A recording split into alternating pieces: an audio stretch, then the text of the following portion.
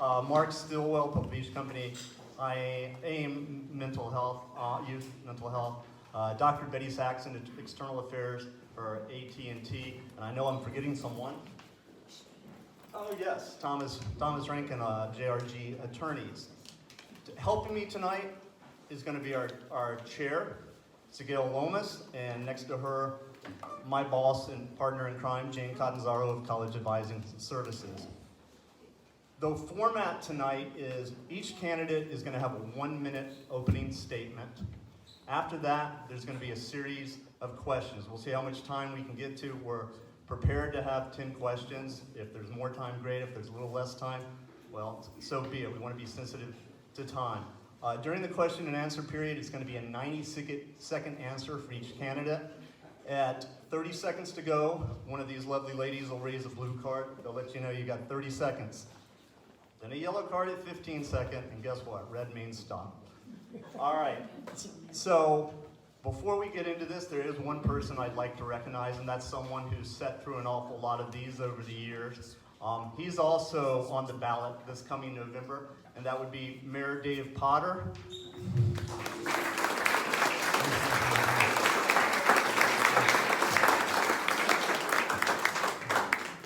So thank you for being here, Mayor Potter. It's greatly appreciated. Of course. We're pleased to do it, and we're pleased the support the city provides to the chamber, which we'll return to that topic later on tonight. All right, so the way we're going to do it is, quick show of hands, how many people went to the Carmel Residents Association forum?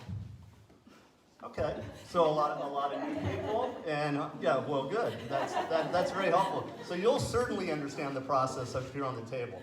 But we're going to do a similar format in that we're going to rotate the order in which people answer questions. So to begin with, as I said, we're going to have the 1-minute opening statements, and we're going to start with the incumbent, Councilman Jeff Barron.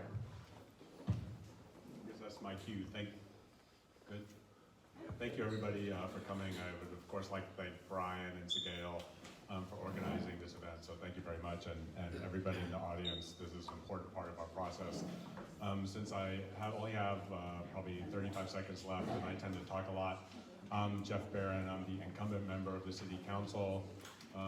During the past 4 years, I have done a couple of things I think are worth talking about. I have a mailing list that that people subscribe to that has a fair number of subscribers.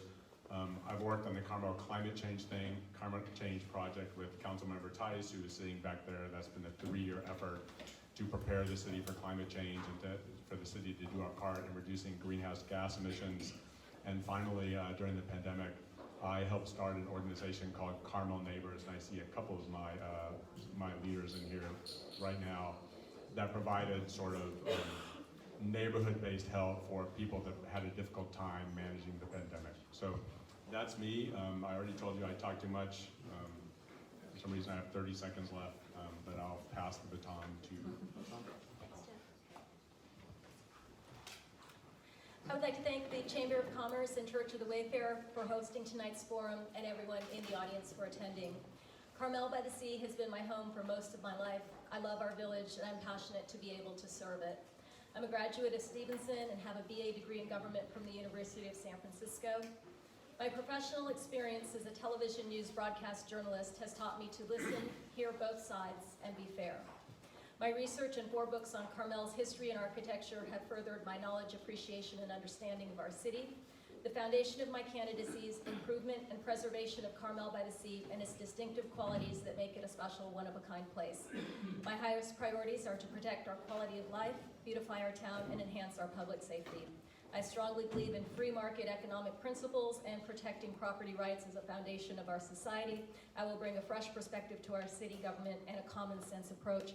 Please join me and let's renew Carmel's magic together. Thank you. Hello, my name is Parker Logan. I'm 4th generation Carmelite. I walk the beach a lot with my dog. I hang out at my bar a lot with a lot of people in this room. I spend a lot of time in local restaurants, and I keep being told the same thing. You should run for city council. It's one of the reasons I'm here. I mean, my platform is sitting amongst us, and they're out and around the neighborhoods. the people of Carmel are what truly makes Carmel unique, and I think a lot of them agree that there's a lack of confidence in local government. And they think that I have a loud voice and a voice of leadership to make that change, to make Carmel, Carmel again. Thank you. Hello, my name's Ashley Stoddard, and I would just like to thank the Chamber for hosting this tonight and the Church of the Wayfarer. So I have been involved in art my entire life. I co-own Bennett Sculpture here in Carmel. I'm a second-generation artist. I have deep roots in the artist and business community in Carmel, and as an artist and a business owner, I seek balance and flow in everything that I do. My job in the gallery includes working as an artist, sales, marketing, payroll, budgeting for large and small projects, and I aspire to use my skills to serve Carmel by the Sea in its best interests. So that's me. Well, great, thank you. So as I mentioned before, we're going to enter into a question and answer period here, which is not really an interactive form because I'll ask the questions and the candidates will answer. And as I mentioned, we're going to reverse the order. So for the first question, it'll be directed to you, Alissandra. Last week, you all participated in a forum put on by the Carmel Residents Association, and I want to thank the CRA for all the good work they do and for hosting that forum. That forum primarily dealt with issues of concern to residents. Of course, there are issues that overlap that are of concern with businesses. That leads me to ask this question. There's an oft-perceived divide between the business community and the residents. Do you see that divide, and how would you address facilitating better relationships between business and residents on the council? Just to start, as I mentioned about my professional background in the introduction, I worked as a television news reporter, and one of the key things you do as a reporter is you listen to people. And I'm all about listening to people and hearing all sides and hearing everything that people have to say. I would rather not talk and just be able to hear what everyone has to say, and certainly keep an open mind and be fair. There's talk about perhaps a divide between the residents and the business community, but there really shouldn't be. The business community is extremely important and responsible for bringing in a large amount of revenue through the TOT and also through sales tax as well, and that basically funds 50% of our city budget. So the business community is very important. We wouldn't be able to basically run our city without the contributions that the business community makes. And I want you all to know that I will be somebody who listens and wants to come to a compromise and want to hear all sides and all opinions, and I will be fair and somebody that you can talk to. Thank you. Yeah, over to Parker. Thank you. I don't think you can have one without the other. I don't think there really is a great divide between the two communities, the business world and the residential world. We certainly had some battles along the way with the COVID happening. There was a lot of concern on whether businesses should even be open. I was one of them. I wasn't open for a long time. But then there were a lot of divide in whether we should have outdoor dining or parklet should be there, or should we have cars parked in those spaces. But in the end, we all came together because we are a community that can't have one without the other. So thank you to the residents and the business owners here. So I do not see the divide between the residents and the community. I have been fortunate enough sitting on the board for the Carmel Chamber of Commerce to attend dinners where our board and the CRA board have gathered together. And this started in 2019. And what I found is when a town comes together and you break bread and you listen to one another, you can really understand all sides. I would also like to say Carmel by the Sea has been, the commercial district has been very sustainable historically speaking. During the Depression, there was the Carmel dollar that was created, and that was created by the business community, but it sustained the community to work together. There are a couple of other things that I see within the business community and then also the residential community. There are three pillars basically that hold up what this city is made on, and that would be the sales tax from the TOT, and also the businesses, and then the property tax. And all those work together to make this place beautiful and unique and someplace that we all want to be. So I believe that everybody works together, and I do not see the divide. For me, this is a little bit of a philosophical question, and what I hear a lot is a lot of people talking about how the business community funds the business that we do in City Hall. That is not how I view the business community. The business community is not a cash cow that is responsible for providing all of the services that residents provide. The business community is an integral part of the Carmel community. It's why I moved here and not to, Pebble Beach or the outskirts of Pacific Grove. It's what every single person I see when I knock on doors says. I like living here. Do the residents have issues with the business community? Yes. We'd like to have a hardware store. We'd like to have some of the things that, people in small towns used to be able to have. Is that realistic? Probably not. But we're still allowed to gripe about it a little bit. And this is okay, because we are all people. Everyone in this room and every single resident is a person, and we are entitled to an opinion. And I'm okay with all that. I'm okay with the griping. I'm okay with everything. But I want to emphasize again that the business community is a part of the fabric of Carmel, and that is really important to me. Great, thank you. All right, so moving on, this next question, Parker will be the one to answer first. And in the interest of full disclosure, I have patronized Sadie's late in the evening, shall we say. So, as you gotta love Sadie's. As a business owner, what do you feel is the highest priority issue to improve business and create a business-friendly environment in the city? Beautification dollars allocated to the downtown district. I've had an empty tree well in front of my bar for 20 years. I've asked 3 administrations to plant one, especially after I gave a portion of the $275,000 that they collected on parklet rent to renovate the downtown area. There's still no tree planted there, and I think that really helps beautify it. I used to come down Ocean Avenue, hitting Canipero, and it was just blooming everywhere with flowers and planter boxes, and there's a lot of just barren places, and I think it really kind of sets the tone for visitors and residents when they're cruising around downtown, running their errands, walking their dog, going for coffee. It's some of those simple things that are being overlooked and have been kind of put under the rug for bigger, more important projects in the administration's mind, when really it's a simple thing that can really bring the whole community back together and help the business community thrive. Thanks. So the high priority to improve businesses. I think that we have a lot of amazing businesses in our town. Our town is very unique. We have a lot of galleries and beautiful architecture, amazing restaurants that is culinary art, all of the wine tasting rooms. I believe that, the highest priority to improving business is building businesses that contribute to community, so they're more inclusive to community.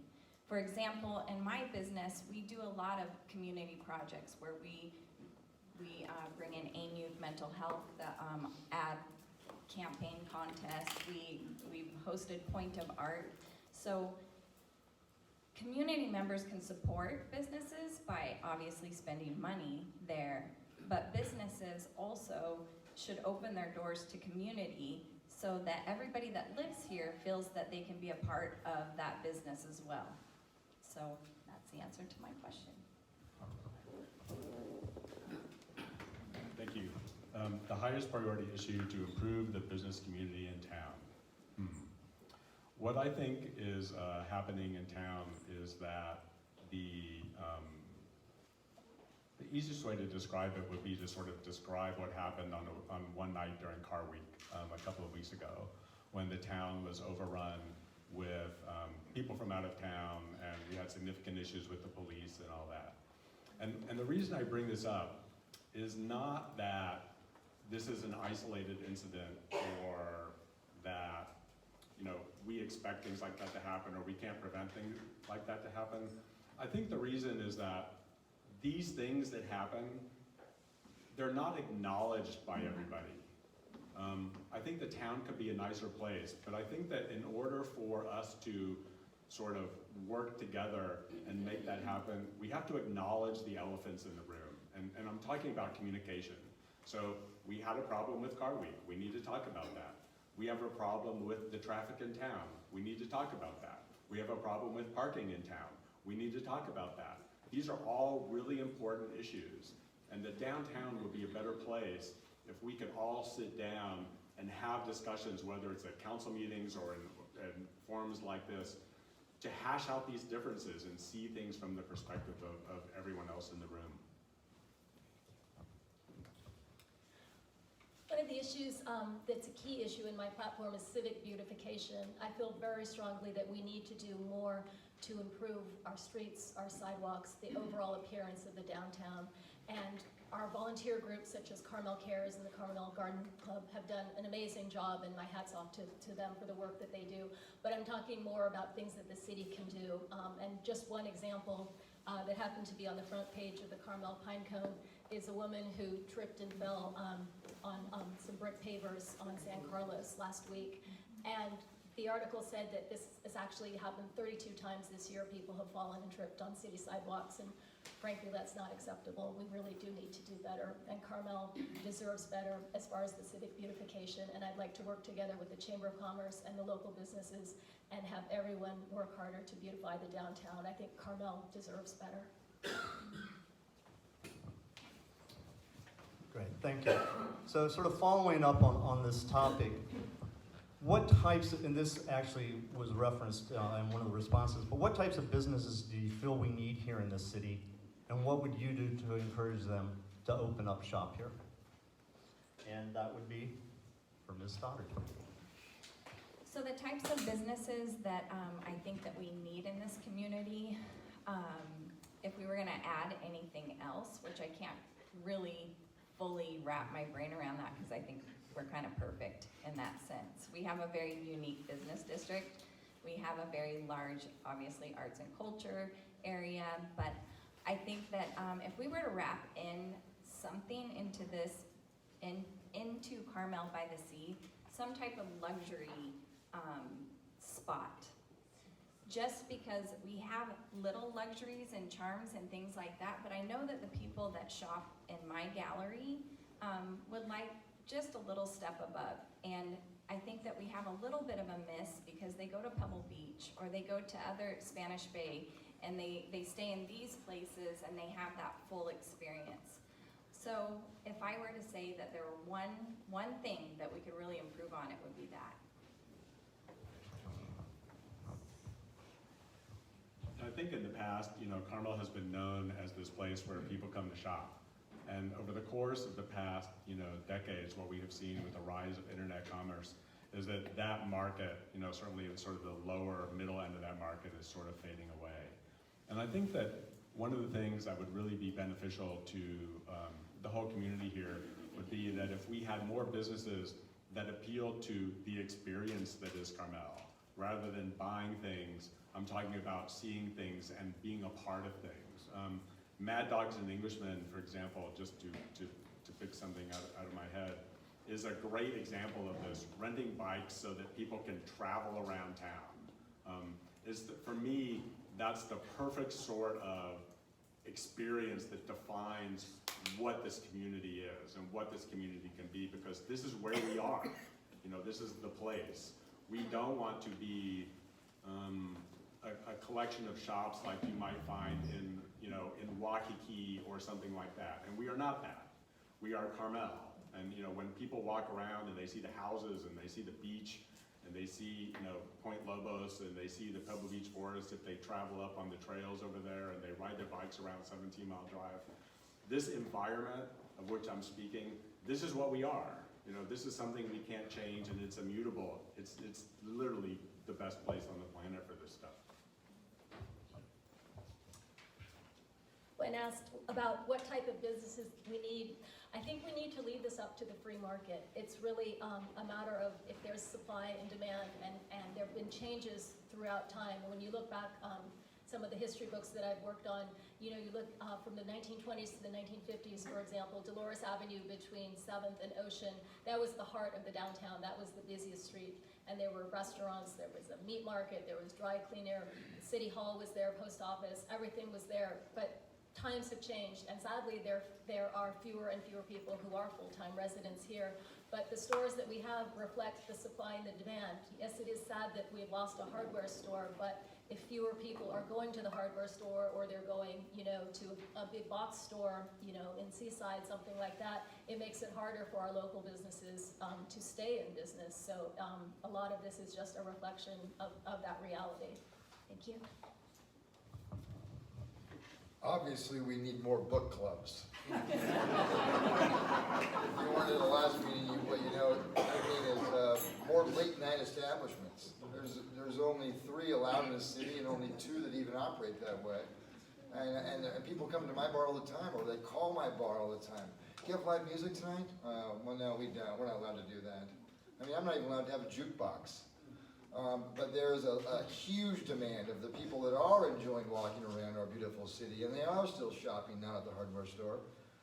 But when nightfall comes, they're still looking for something to do.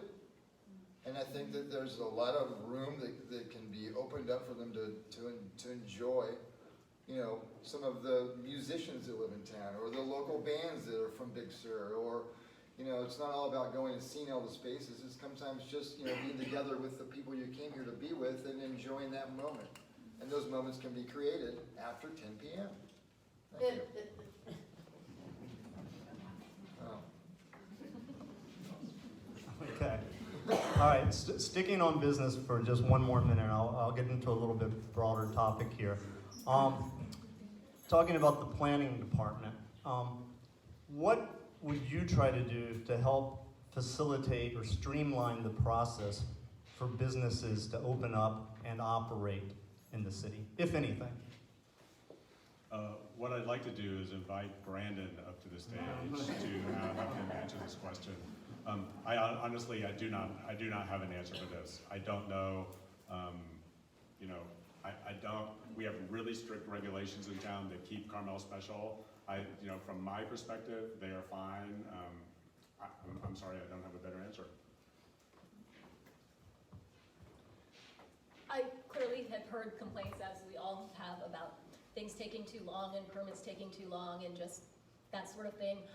Sadly, I mean, that's partly the reality of city government. I mean, it's never quite as efficient as you would like it to be, but I certainly would be open to talking with city officials and having an open dialogue with residents and business owners on ways that things could improve, and certainly get feedback from people and hear where the problem areas are and what can be done, and I think we could certainly all find solutions and make things better. I mean, I agree with what both of you say. And where can you go next? We can talk about the pit. I mean, what's up with the process of you know, the biggest eyesore in downtown Carmel? So I think we could all, you know, turn to the back of the room. I think Brandon's here. Let's all ask him. This is a question for Brandon in the city planning department, not for the candidates tonight. So. Thank you. So I agree with these two over here. I agree with the uniqueness of the businesses that are in town, and I do believe that that does take a process. We don't want a bunch of, you know, Gaps and chain stores and, you know, those kinds of businesses in town. We want to keep Carmel unique. So that does take a process to go through. And then also staffing is something that, you know, we're coming back from a pandemic and we've just hired more staff in the city. So the process is going to get better and better. And, you know, that's from my personal experience. And I know the frustrations and the concerns that different people have shared, just like renewing your license, but I think it was mostly a staffing issue, and I hope that things continue to get better and better. Okay, and before we move on, I just want to say one thing. We've got Chip Rarig in the room and Brandon Swanson. They're fantastic, okay? I've worked with a lot of different municipalities.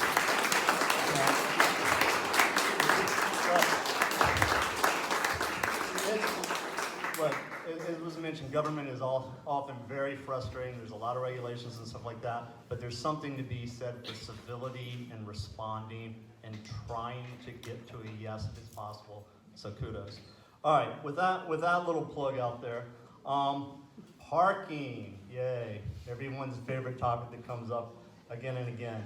And Alissandra, we're going to start with you. But what is your plan to address the issue of parking in Carmel, or do you think it needs to be addressed?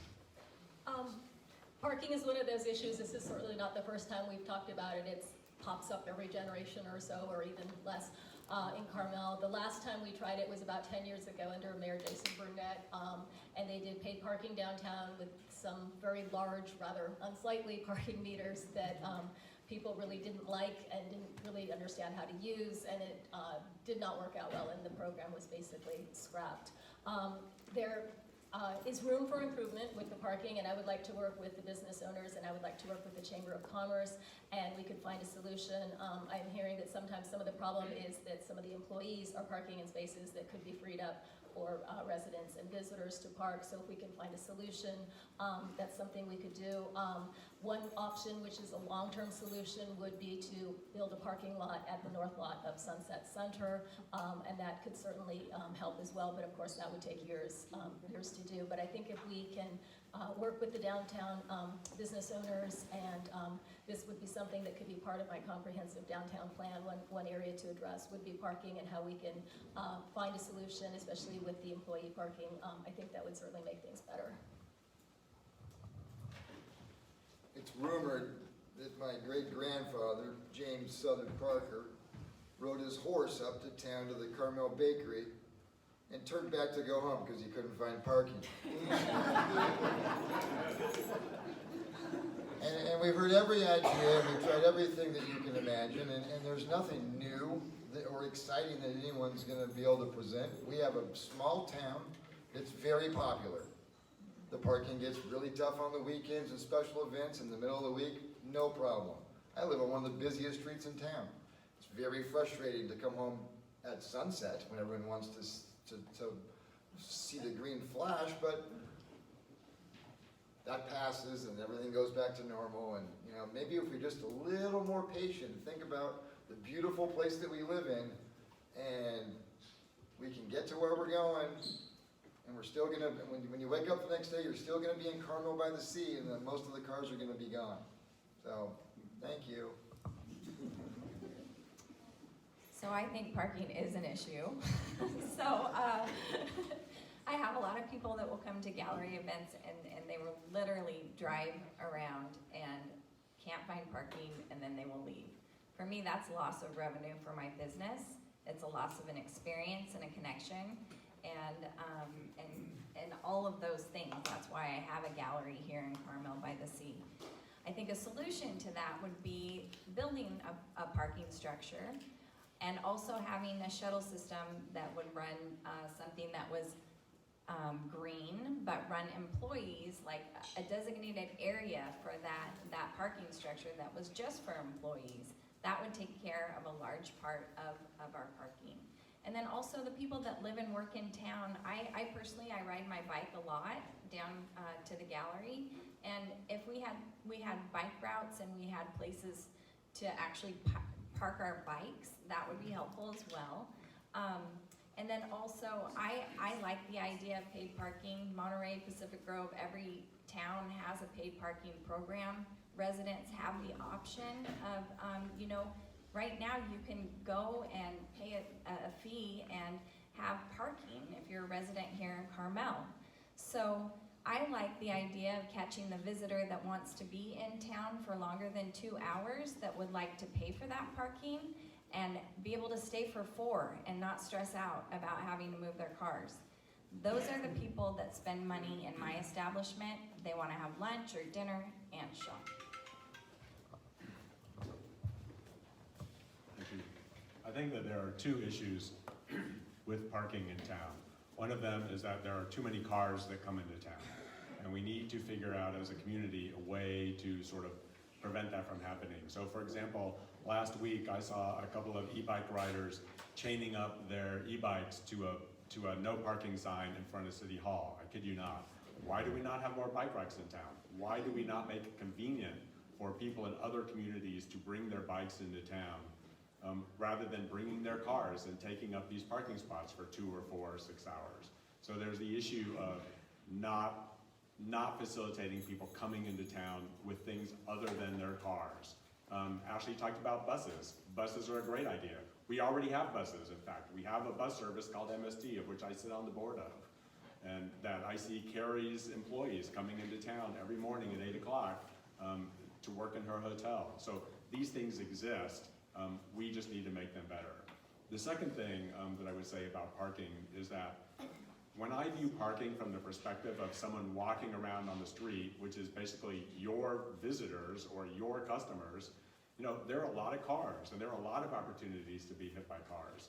And one of the things about parking management, which would be incentivizing employees and longer term visitors to park on the outside of town rather than the inside of town, is that all this hunting around for parking spots would basically come to an end.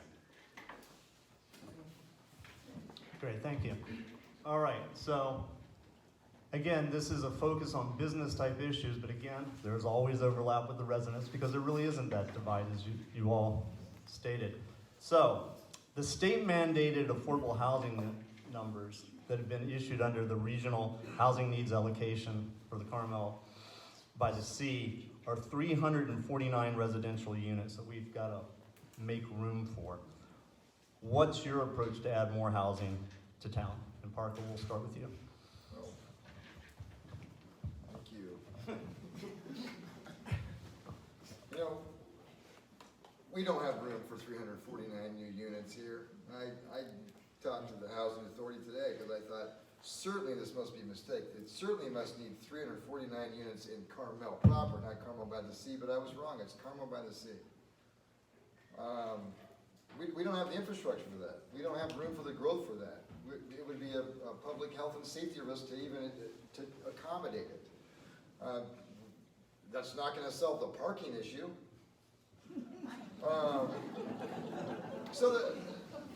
There's two parts to this answer.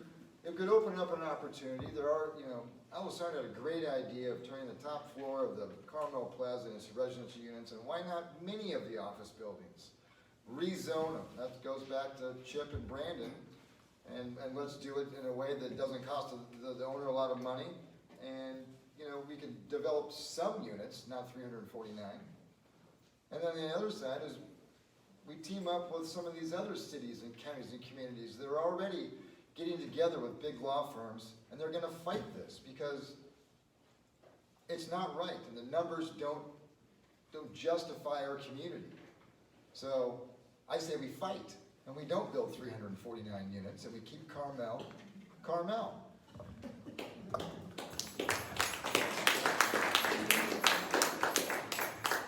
So I have creative solutions to this because unfortunately it is mandated, so it will be happening because we are not bigger than California. So there is about 60% of homes that are not occupied here in town. I think that it would be nice to incentivize those homes that have extra dwellings to have workforce housing so that people that work here, that are invested in this community, can actually afford to live here. That would build our community socially and economically. So there's opportunity there. Not only that, if people have the space and they do want to put a dwelling there, let's get in front of it. Let's get creative. Let's do things like have small little Murphy houses, or pay tribute to a lot of the amazing architects that have contributed to our already beautiful architecture in town. I do like the idea as well of converting, different office space and things like that, but then we're gonna have to go into the general plan and start thinking about all those. I mean, that's gonna take time and effort as well. So all these things will, but I do believe that there are some creative solutions that would only impact us in a positive way. Yeah, an issue close to my heart, 349 units. The number in Monterey is about 3,000. The number in Pacific Grove is about 2,000. So these units have to go somewhere, and they're not going to go in Monterey because Monterey already has their allocation, and the county already has their allocation. This is our number. And my view is that we need to come together as a community to find a place to put these units. And everyone, we talk about community sacrifice and community vitality, and Ashley talks about, Ashley doesn't talk about it, some of you in here have spoken about not being able to find people to work in your businesses because they're coming from Salinas and they can't spend an hour and 15 minutes on the road. This is an issue that affects every single business and every person in this room. And we need to be a part of the community, that is the Monterey Peninsula, and figure out how to solve it. And there are lots of solutions here. We could, build a building on Sunset Center that has some apartment units in it. We could repurpose Vista Lobos. Someone over here, excuse me for not remembering, talked about revitalizing office space above downtown properties. A lot of downtown properties already have apartments above them, but yes, revitalizing office space is a good idea. There are lots of downtown properties that have parking lots that could be put underground.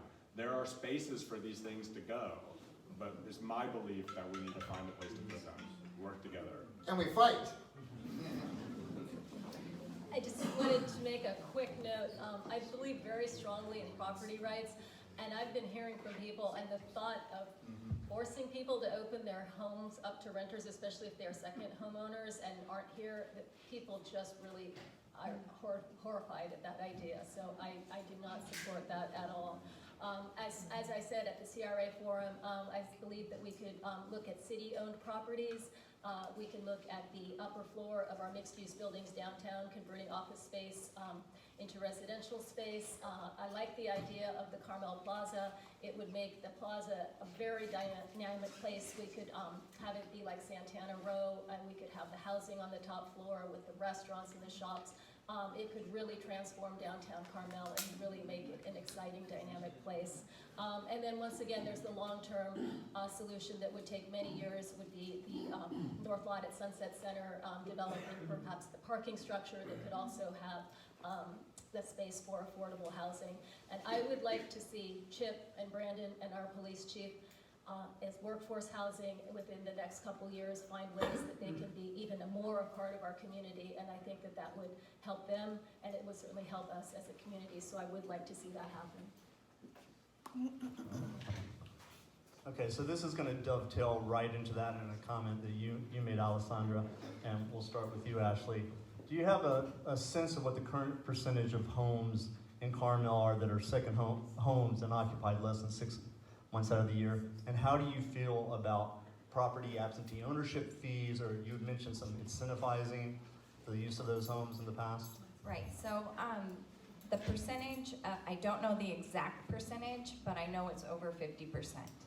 So that's a large number of homes that are not occupied year-round. And many of those homes do have extra dwelling places that are rented out. Obviously, they cannot be rented out for vacation rentals, so the idea of having them rented out as workforce housing and incentivizing that, I think, is a very smart use of space, and also reaching the mandated number, because I think the mandated number is actually a little more than 349, because I think that there's a number of mandated housing that we have not met the mandated number yet. So I think that number is actually closer to 500. And I think that businesses, there's some businesses in town, like Alissandra said, residents would be horrified to have people living in their home while they're not there. I think some businesses in town, like the plaza, they would probably be horrified to have residents that are in there. They lock up that plaza every night. There's a lot of very expensive merchandise in there, and they need to protect those assets as well. So that's my comment. Yeah, this is a tricky question for me. What percentage of the homes in Carmel are unoccupied? I think the number is about 60%. That's what I see, when I walk around town. What do I think? First, let me talk about private property rights. Nobody here is taking away anybody's private property rights. Alissandra has talked a lot about private property rights, and what I would say is that, the Carmel Plaza is a piece of private property too.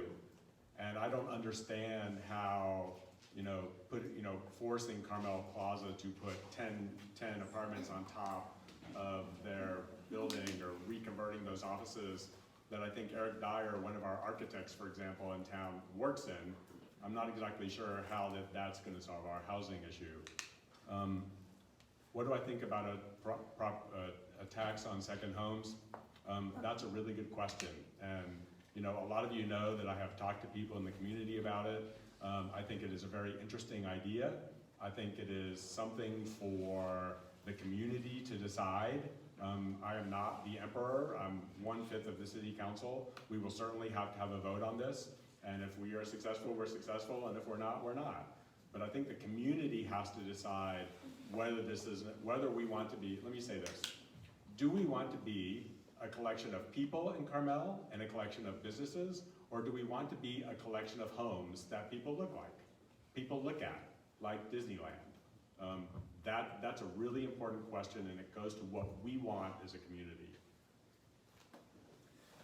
I think a lot of times people are demonizing second homeowners, and I don't like that. A lot of these second homeowners love Carmel. That's why they've chosen to buy a home here, and many of them eventually do hope to live here full time. So I don't like making them the bad guy in this, and I'll just give you an example.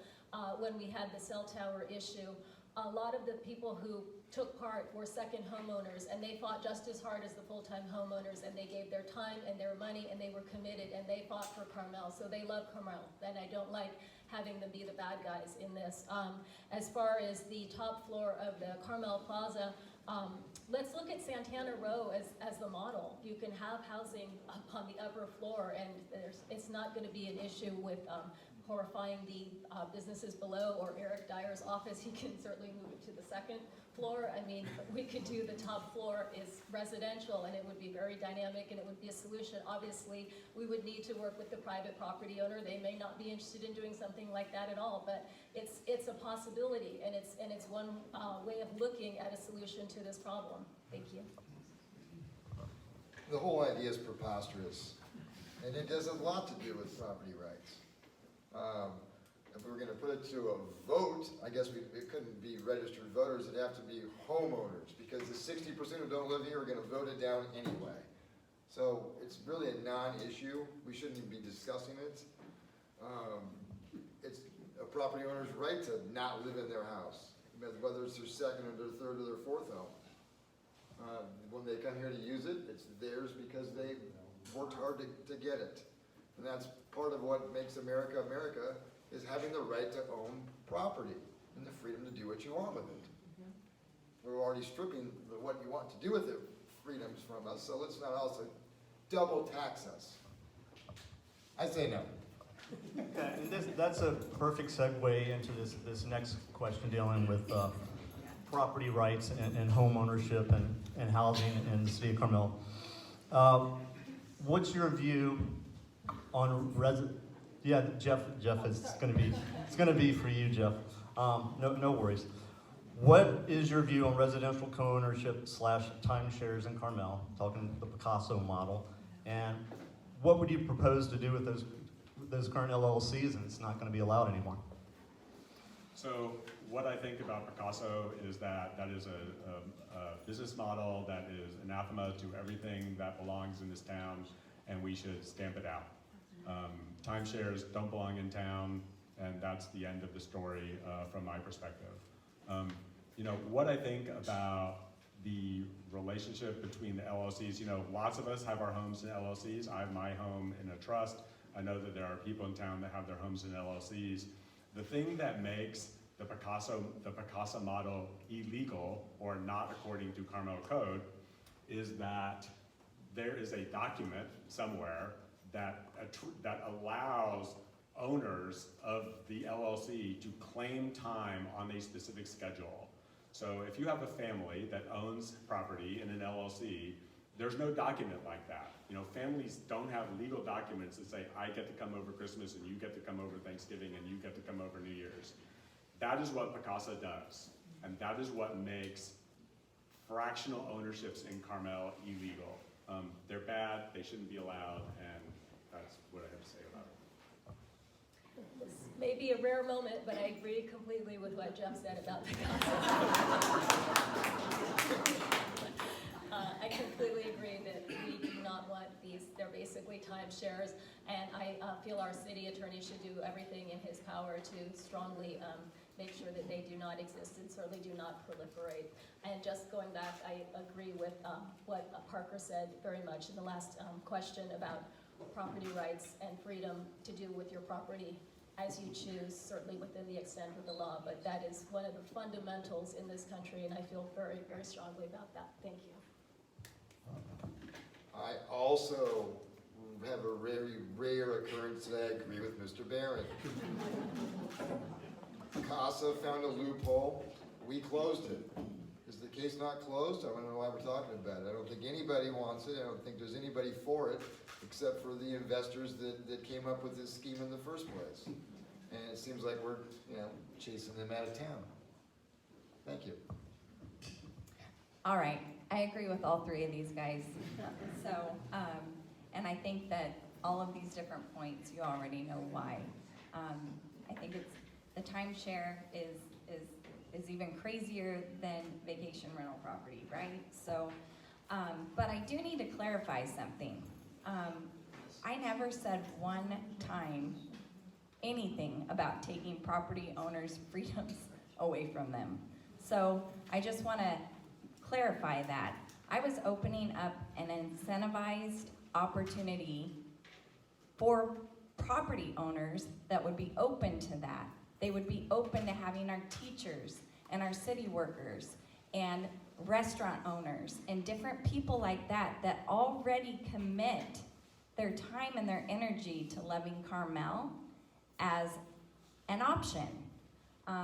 And so I just really wanted to clarify that because I think that it was taken wrong and it was communicated in different ways, and we kind of got in the weeds on that.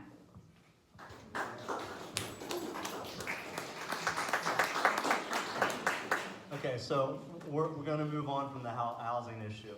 And Alissandra, this will start with you. Question is, have you reviewed the city budget? And if you have, what are the main sources of revenue, and what are the areas you'd like to see the city spend more or less on, and why? I have reviewed the city budget. Obviously, I'm new to this whole process, and there's certainly much more that I can learn. I did get a chance to meet with Chip twice a couple weeks ago, and I got to learn more about the whole process. One issue of concern, of course, is the pensions. That's about $3 million out of our $32 million budget.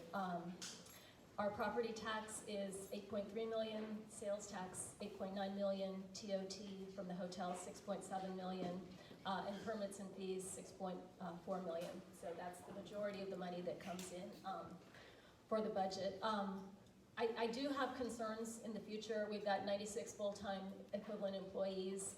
We're back to the staffing. We had lost many employees during the pandemic. We had to cut back on employees, that sort of thing. So we are back up to full staff. But I am concerned because the pension issue, it is something that is looming, and we need to be vigilant about that. And maybe eventually we may need to look at something. I know this is difficult, but perhaps we may need to do a hiring freeze to help us get that more under control. But as I said, I'm still new to this process, and I'm still learning, and I still want to find out everything I can before making those kind of decisions. I had a chance to review the budget for the last 10 years. And keeps going up, but we keep spending all the money.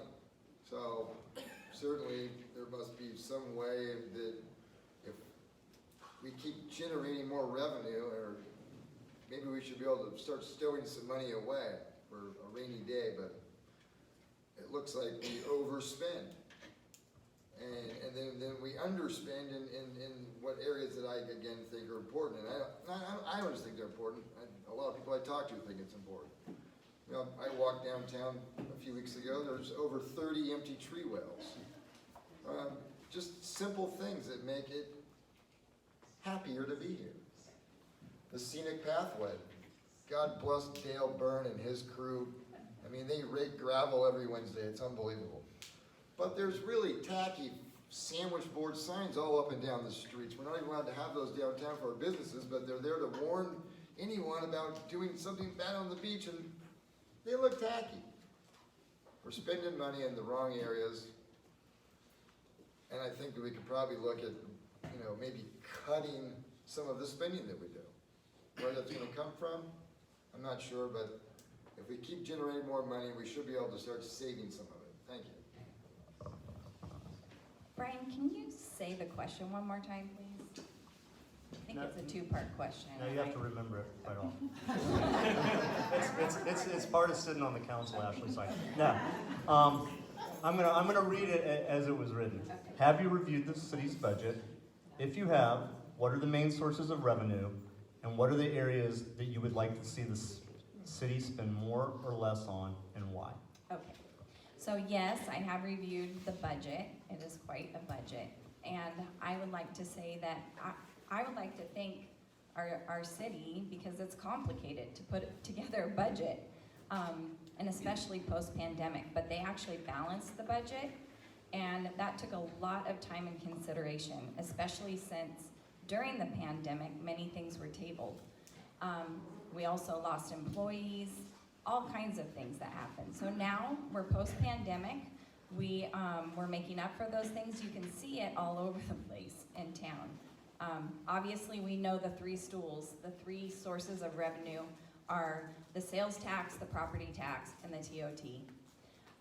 In the sales tax, the 0.5 for Measure C has been quite helpful to adding a little extra money to the budget.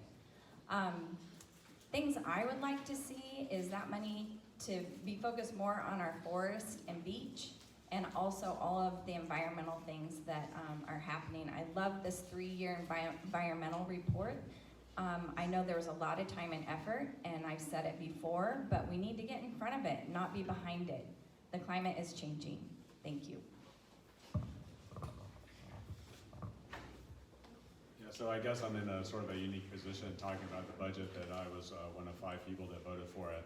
And what I would note, and I see Carrie laughing, and I'm sure Dave and Bobby are probably laughing in the back. What I would note is that the number of people that came to the budget meeting to talk to us about our priorities back in March and April and May and June, when we were talking about it, I could probably put on one hand. So part of the problem that we as council members have is that a lot of people want to do things with the budget, and they have criticisms about that we're spending too much money on pensions or whatever their issue is, but very few people come to talk to us. It's a significant problem, and so I would encourage you, as I stand here on the dais, if I'm reelected, that next year I hope we will see you. Come give us advice for what you want to do, what you think the city should do with their budget. The pensions, there's nothing we can do about the pensions other than to lay people off and reduce their salaries. We can't reduce their salaries because most of them are unionized, and we just entered into collective bargaining agreements with them, so that's really not a possibility.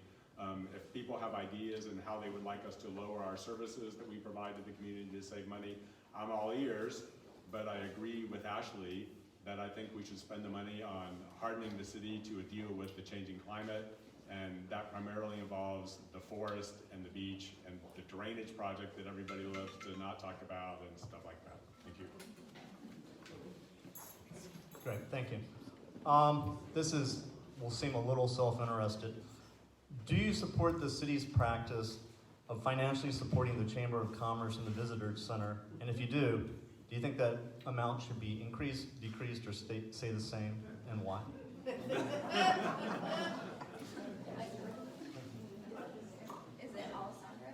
It's actually Parker. Parker. Sorry about that. I'm a little embarrassed that I'm not a member of the Chamber of Commerce. Well, later. But you should be a little embarrassed that you didn't, come and invite me to become a member when I bought the business. You know where my office is. I don't know where yours is.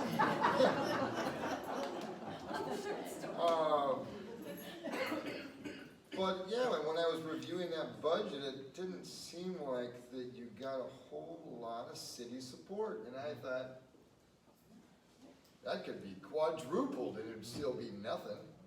I think that there's a lot of room to maybe, you want to go back to the question about the residents in the business community working harmoniously. I think the Chamber of Commerce puts on wonderful events throughout the year that the mainly residents come to. These aren't tourist attractions. And I think that we should fully support them, and I can't wait to become a member tomorrow.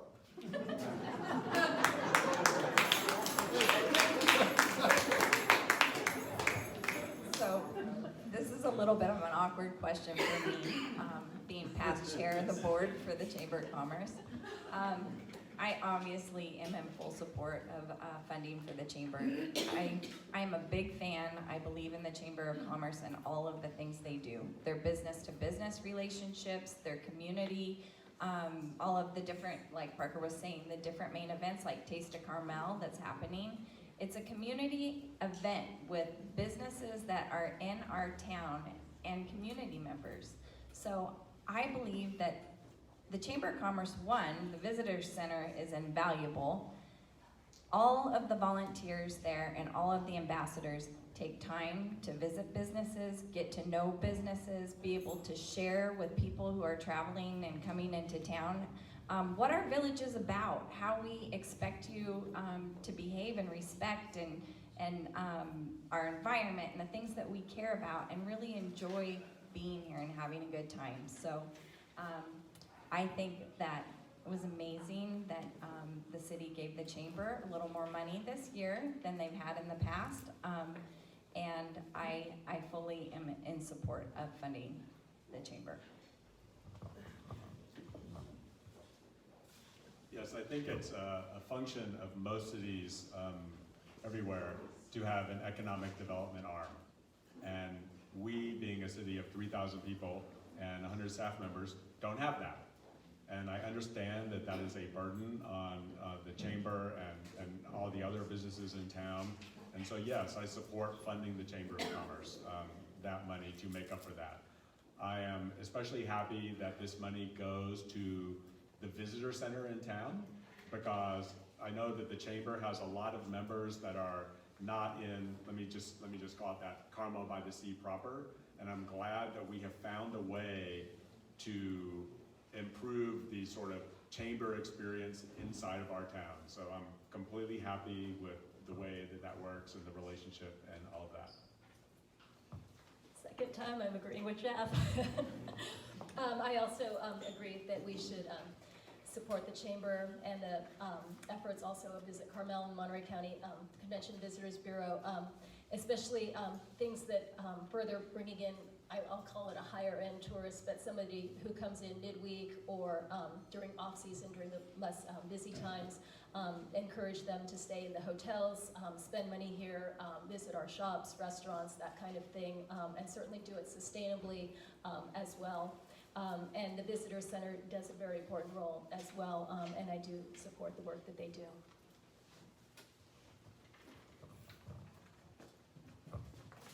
Okay, this one is more of an open-ended sort of question, and it may touch upon your closing statement, but I'd ask each of you to tell me, what specific leadership skills do you possess that makes you the right candidate that someone should vote for? And, yes. Okay. All right. So I just want to say that I moved here 4.5 years ago full-time. My mom, who's sitting out there, reopened our gallery over 10 years ago here in Carmel by the Sea. And since I've been here, I have, I'm an active member of the Carmel Sunset Rotary, whose mission is to empower youth through the arts. Being involved in Rotary, we've done many projects, you know, and I've been passionate about all of these community services. So AIM Youth Mental Health, which I mentioned earlier, we do an ad campaign contest. I've connected the Carmel High School with our business community, so during the homecoming parade the last couple of years, I've gotten different clubs and sports teams sponsored by businesses, connecting them.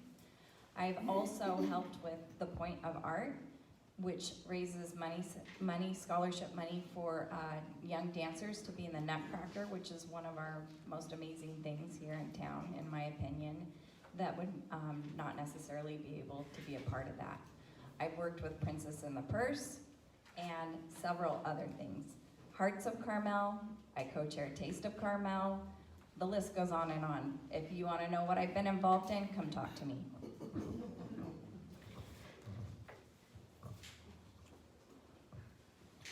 I would say two things make me a good leader. One, I'm a good communicator.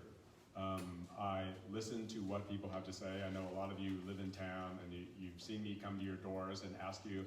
And what I do at that conversation is I ask people to tell me whatever they want.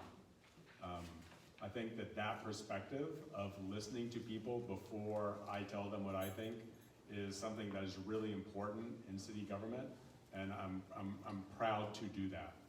The second part of being a good communicator is I'm a good talker, and maybe to my own detriment I'm a good talker. I will tell you, I will give you an answer to the question. If you come up to me and you ask me a question, I will tell you what I think. We go through this election process every 4 years, to select people that are working to sit on the dais in the council chambers. And what I will tell you is that I am not interested in being reelected. I'm interested in doing a good job.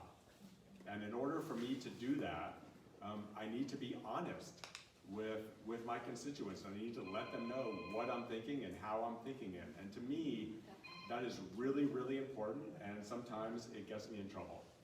And finally, I would say that I do acknowledge to a lot of people that I have made mistakes. I try to be forthright with my apologies, and I accept that. I accept that I'm a human being. When I worked on the Verizon cell tower issue with my neighbors, and we formed a group called Stop Cell Towers in Carmel Neighborhoods, which was a grassroots effort to prevent Verizon from building the tower in a residential neighborhood in an R4 district. I think my leadership skills were on display there, but most of all I was a team player there, and you can ask the people who worked with me all through that process, and in fact they are some of the ones who encouraged me to run for city council. And it is about being a team player, and it's about listening, and that also goes back to my background as being a reporter. People will tell you that I am a sincere and genuine person, and I do know, love, and understand our community, and I've spent many years researching it, and I care deeply about it, and that's why I'm here right now, and that's why I'm running for office. I have a very unique way of connecting with people. All different types, all different ages, all different, stages of their lives, and I run my business the same way. I have billionaires that come in and homeless people, and they all get treated the same. And especially when I connect with them, then we'll become connected. And if they don't have a lot of voices I do, then I become their voice for them. And that's what I'm here for, to be the voice for all of you, and for those that aren't here, and for those that don't have a voice. And I want to do that. And I'm going to be passionate about it. And I'm going to be really serious about it. And I'm not just going to use my own opinions and passions about it. I want yours. And we're going to bring those together. And then I'm going to be your voice of leadership. So thank you very much. Let's make Carmel again.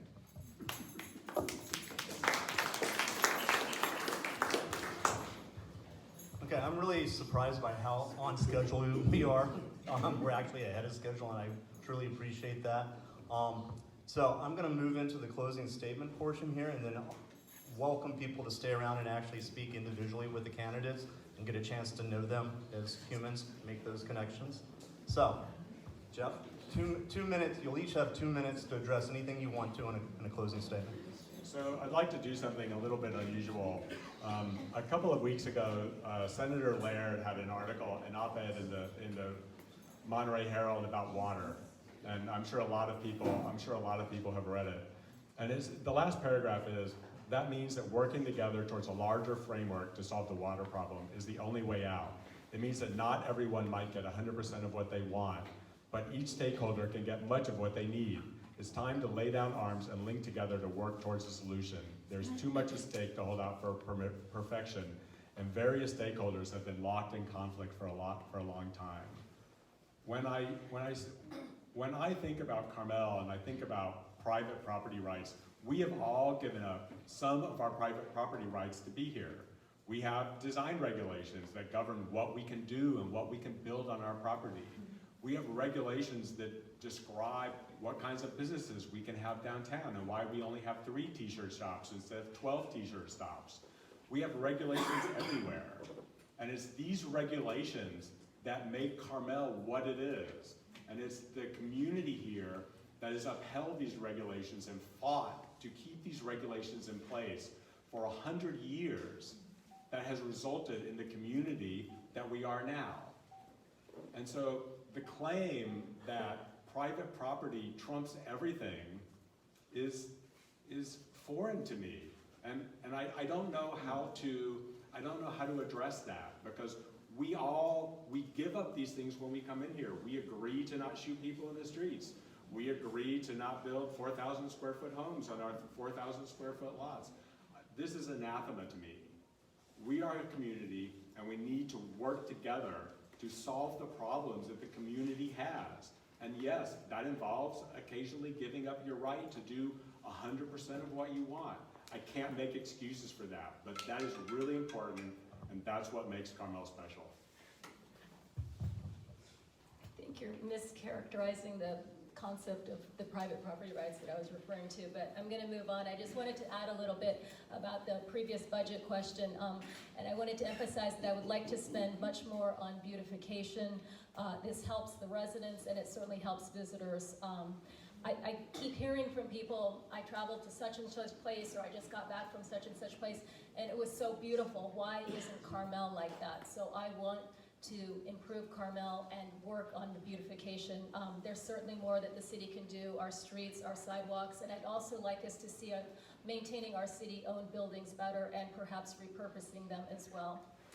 Going on to my closing statement, thank you to the Chamber of Commerce and the Church of the Wayfarer for hosting tonight's forum and for the audience for attending. I love Carmel by the Sea, which has been my home most of my life. I am passionate to be able to serve it. My highest priorities are to protect our quality of life, beautify our town, and enhance our public safety. The foundation of my candidacy is improvement and preservation of Carmel by the Sea and its distinctive qualities that make it a special, one-of-a-kind place that people want to live in as well as visit. Free market economic principles and protecting property rights are important to me. My experience as a reporter has taught me to listen and keep an open mind. Being on the council, just like working in a newsroom, requires teamwork. I will bring a common sense, rational approach and a fresh perspective to our city government.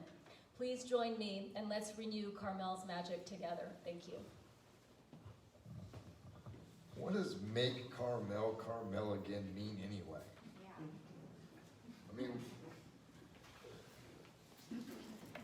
it just kind of sets me back to a place where again, it was a little more simple, but a lot more beautiful. Gardens used to seem to be overflowing. Do we even have a city gardener? I think we fired him. But we're going in a direction where the Carmel that we all know and think back on is in jeopardy of losing that. There's ideas to have more modernized buildings or big city green bike lanes up and down Ocean Avenue. That's not a village by the sea, that's big city stuff. The modernization, it was last week someone said, well, that's like making you serve the same recipe from 50 years ago at a restaurant. Well, God, great-grandma's recipe is so good, though. That's our favorite dish. That's why we came here. That's exactly why we're here. We like stepping back in time. That's part of what makes Carmel and the people who live here love it so much, is it is a step back in time. So making Carmel again is really just keeping Carmel before it becomes someplace else. Just to clarify. Thank you. So off the heels of Parker, making Carmel again. And I would like to add, I would like to go back to a couple of different things. This beautification, guys, we live in the most beautiful place in the world. Even right now when people are thinking that it needs help. We are privileged to be here and to live in such a beautiful place. Our sidewalks, they are funky because we love trees and they have roots. And those roots make our sidewalks go up sometimes. We have to maintain that, but we're not going to cut down the trees, are we? So I think that obviously part of beautification was cut in the budget and people were laid off, but now they're back to work. All of Dolores Street, all of the trees have been trimmed. Lincoln, those trees have been trimmed. Progress is happening. Community members are pitching in. We have Carmel Cares and all of these dedicated volunteers that take pride in what Carmel is. And what makes Carmel unique is all of those little things. So, in my closing statement, I would just like to say a little bit more about myself, some things that people may not know about me. Prior to co-owning Bennett Sculpture here in Carmel, I owned my own studio and gallery in Utah, along with co-owning a roofing and exteriors business with my husband and 2 partners. My job included accounts payable, receivable, bonding, and human resources. Upon becoming partners with my husband, I set up systems and procedures that grew the business 5 times its profitability in 2 years' time. With steady and sustainable growth after that, we grew a team of 10 employees to 37, and in winter, we didn't have to furlough anyone. And in Utah, that's a really big deal. I care about people, and I want you to know that what makes me a good leader is caring about people and caring about community with my whole heart.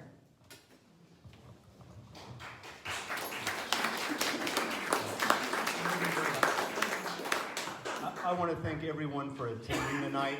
If, like Parker, you're not a member of the chamber and you'd like to join, please come see one of us and we'll take care of that. This is also a plug, Taste of Carmel out at the Mission, October 6th. It's coming up quite soon. And I'd be remiss not to thank Bennett-Stoddard for providing the microphones tonight. I don't feel like it gave Ashley any kind of benefit, but in full disclosure, it was Cameron. So thank you everyone for coming. Stick around, mingle, and have a great evening. Good job.